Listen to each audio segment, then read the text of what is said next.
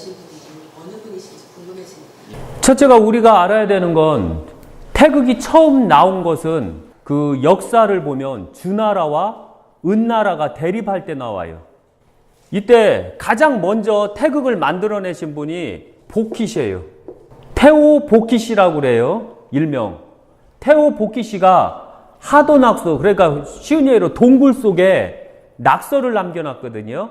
그 낙서를 남겨놓은 게 바로 요 태극 모양이에요. 여기서 보면 9개는 건개를 뜻해요. 건개는 순양개예요. 그러면 순음개가 있어야죠. 순은개는 곤개예요. 그리고 여기에서 보면 이 번호 순서대로 보면 9개, 1개, 공개가 1개거든요. 왜 1개일까요? 우주를 상징하는 게 과연 무엇일까요? 제가 지금부터 복희가 돼서 말할 거예요. 우주를 상징하는 게 뭘까? 이게 우주예요, 우주. 이 바로 곤개가 우주예요. 그럼 우주 속에 태양계가 있어야죠. 우리가 살 수 있는 태양계. 그럼 태양계는 뭘까요? 태양은 무엇일까요? 순양이죠. 건개죠.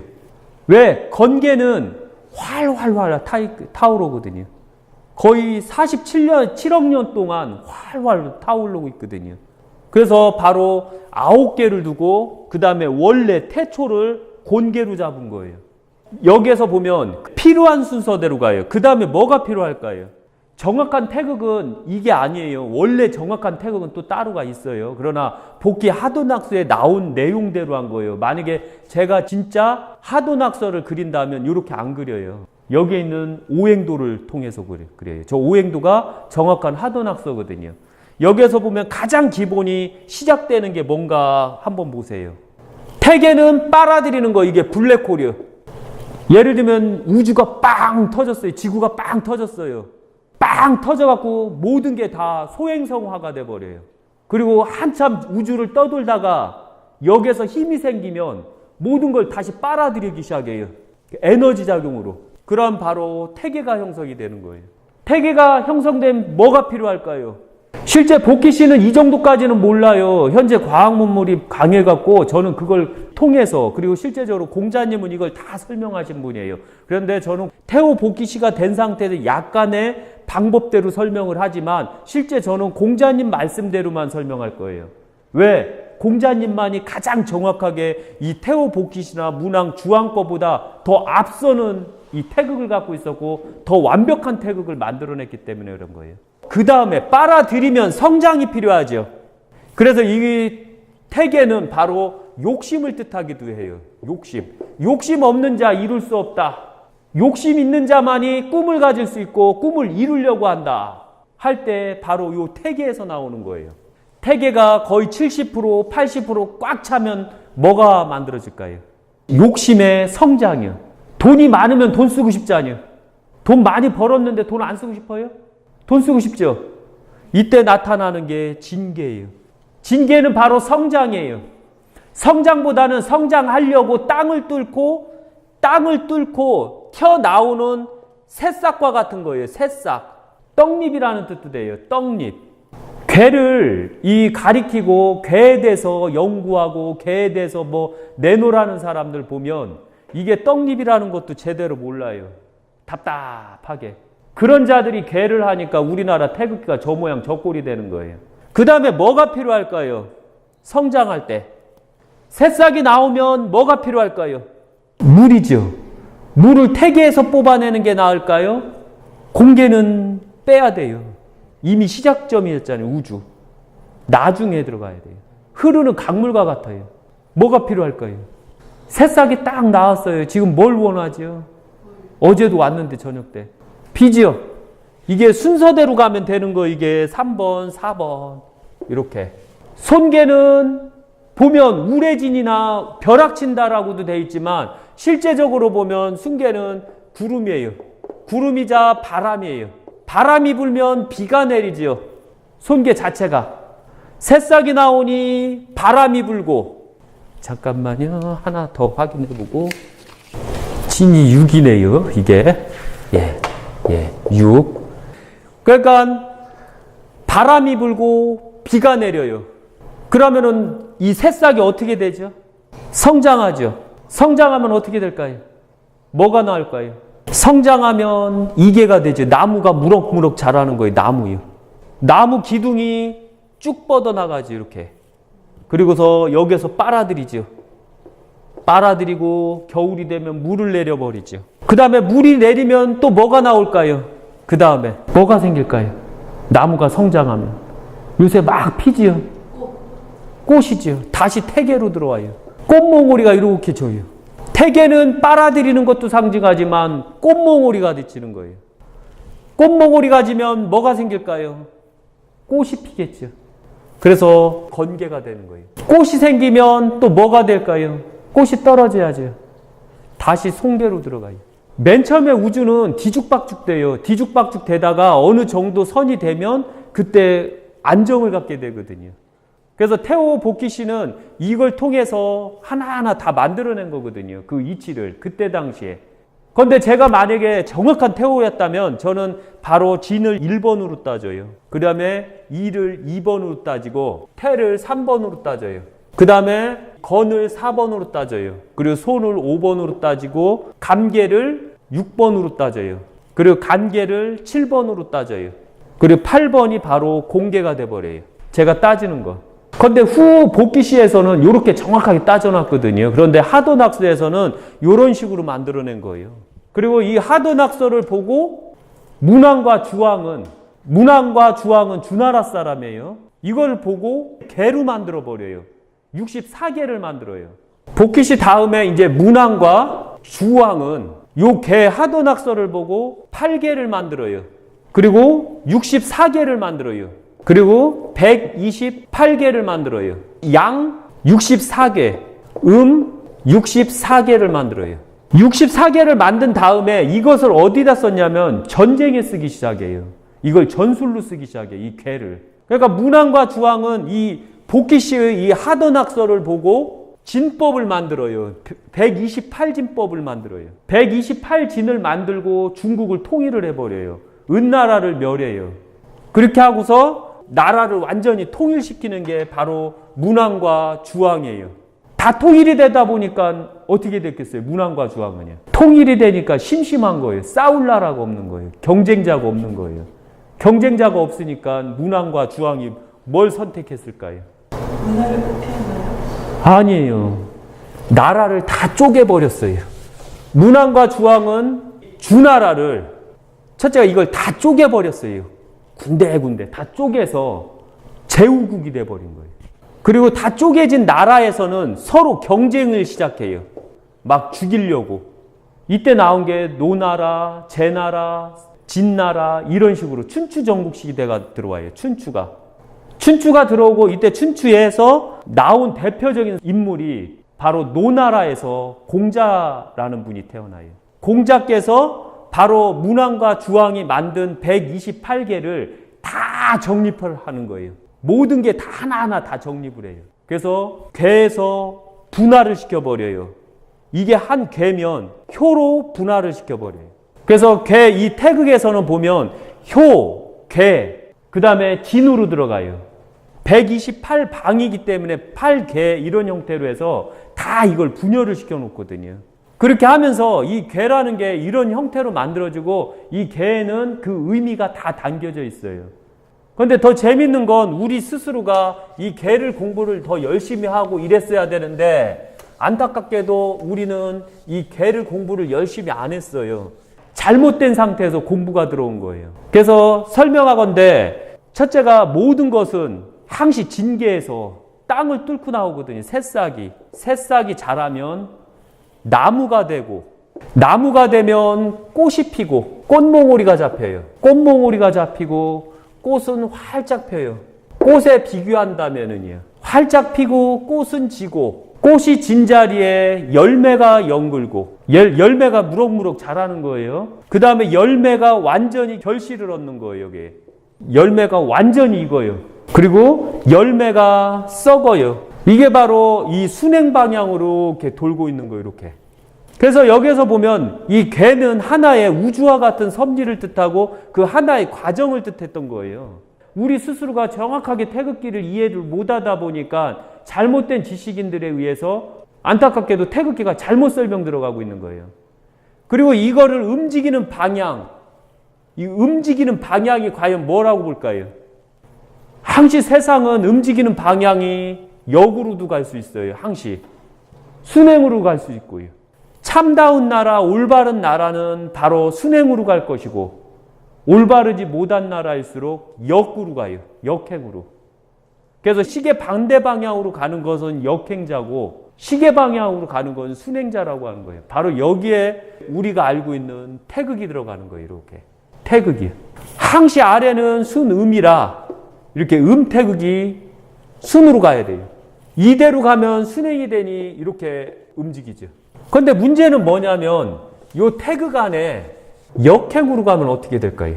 지금 계속해서 현재 우리나라 태극기가 이렇게 가고 있죠. 이런 역행으로 가게 되면 공자께서 말씀하시기를 역행자는 망할 것이고 그럼 우리가 갖고 있는 태극기가 바로 요 태극기예요.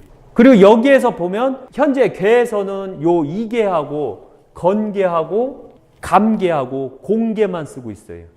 그래서 건계가 북이에요. 그 다음에 곤계가 남이에요. 저희 감계가 동이에요. 그 다음에 이계가 서예요. 근데 여기서 보면 북은 어떤 사람들 설명할 때 북은 쉽지요. 썰렁하죠.